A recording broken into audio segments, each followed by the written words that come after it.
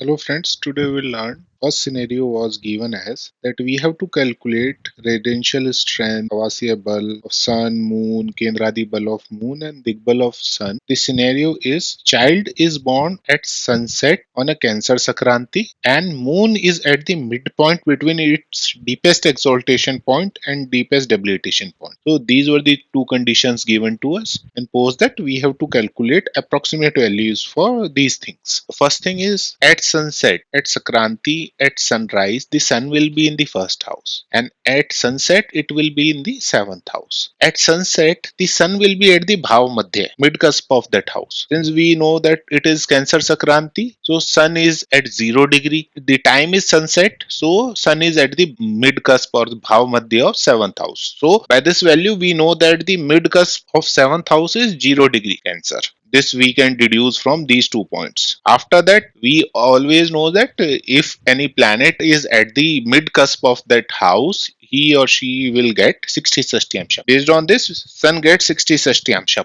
So this is the answer and how thus we deduce the answer. Second part is we have to calculate the Dig Bala of sun at this place. So most powerful point for sun is 10th house mid cusp at which it gets 60 Sashtyamsha and powerless point is 4th house mid cusp and sun is in between these two. Like from here 0 Sashtyamsha to 60 Sashtyamsha, it is in the middle. It will get 30 Sashtyamsha bal as the answer. It is simple thing that powerless point minus current longitude you have to use, or directly we know that from here to here if we travel, this is the midpoint. So it will, here is 0, here is 60. So at this point sun will get 30 Sashtyamsha. So these 2 points were quite simple, but we need to understand that by using these method we came to know the mid cusp of the seventh. Now the third important question was the moon was at the mid of its deepest exaltation point and deepest debilitation point. So exaltation is 3 degree Taurus and debilitation, deepest debilitation is 3 degree Scorpio. So mid will be 3 degree of Leo because the difference between these two is 180 degree. Since we know 7th house mid cusp is 0 degree, so 8th house mid cusp will be again 0 degree because we are assuming that it is a equal size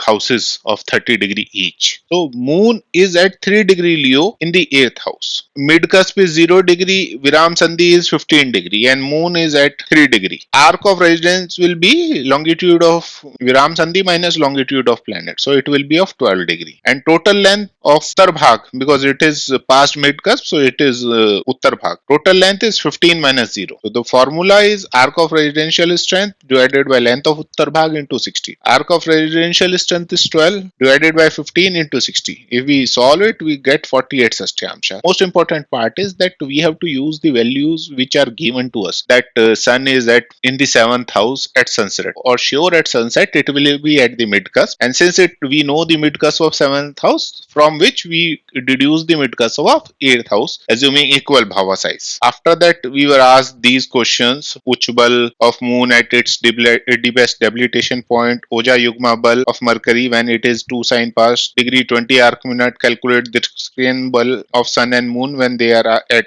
these places. Naisargika Bala of retrograde Mars, Nat-Unnat Bala of Sun and Mercury for native born at sunset. Calculate Ayan Bala of a planet at vernal equinox, Chesta Bala of Sun at vernal equinox, and how much Bala Horapati, Varadipati, Masadipati, and Varshadipati get. One question was related to the Kendradi Bala of Moon. So since Moon is in the 8th house and 8th house is a Panfar house, so for Kendra we get 60, for Panfar we get 30. So the answer Kendradi Bala is 30 because it is in the 8th house. And next question was Uccha Bala of Moon when it is at deepest debilitation point. So the formula is current longitude minus deepest debilitation point divided by 3. Current longitude is at deepest debilitation point, so this difference will be 0 and 0 by 3 will be 0 Sashtyamsha. Now the next question was calculate the Oja-Yugma Bala of Mercury when it is at 2 sign 4 degree 20 arc minute in Gemini. For Oja-Yugma, Mercury and Saturn are male planets. So here male planet in male Rashi in D1, so it will get 15 Sashtyamsha point. Now second part we have to use is that where this planet will go in D9. Since it is in 4 degree 20 arc minute means second Navamsha. Each Navamsha is of 3 degree 20 arc. It is in the Airy Trikon 3, 7, 11. So for 3, 7, 11 the calculation start from 7.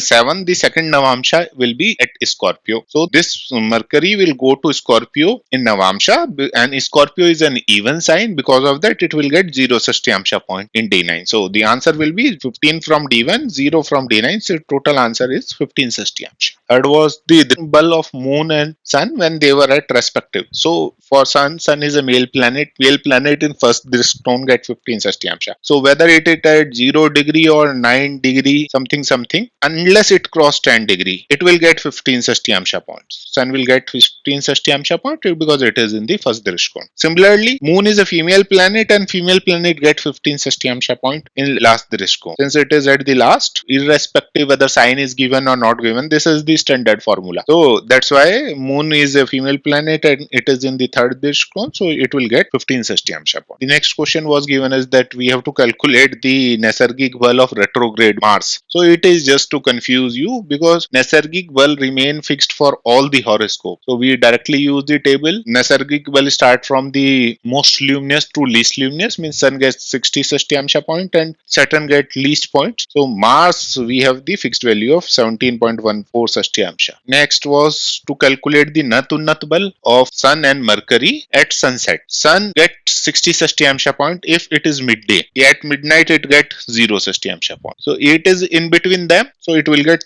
approximately 30 Sashtyamsha. We assume that it is exactly in between. Mercury remains always powerful or Bali. So we don't require any calculation. It is the direct. Mercury will get 60 Sashtyamsha points. Next was important question to if you have the basic understanding of vernal equinox or celestial equator. So first question was calculate the ion bal of a planet when it is at celestial equator. Planet will be at celestial equator. Ion bal we require calculation of declination, and for any planet on celestial equator the declination will be 0. So the answer is directly, you don't have to calculate, you have to just write that at the declination is 0 degree, so we'll get 30 Sashtyamsha. Second question was the at vernal equinox calculate the Chesta Bal of Sun. So the formula is Sayana longitude plus 90 by 3. Vernal equinox happens on 21st March every year. On 21st March, Sun enters in Sayana Aries. So it will be at 0 degree. So the Sayana longitude will be 0 because it entered into Sayana Aries.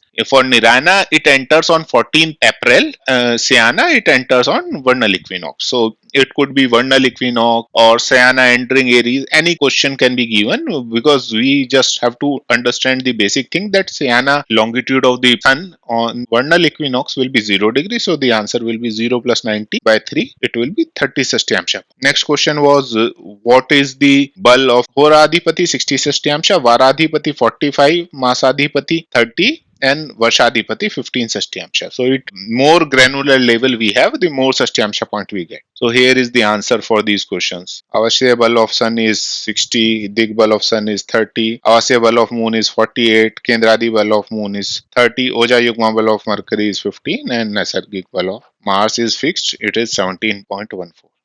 Thank you.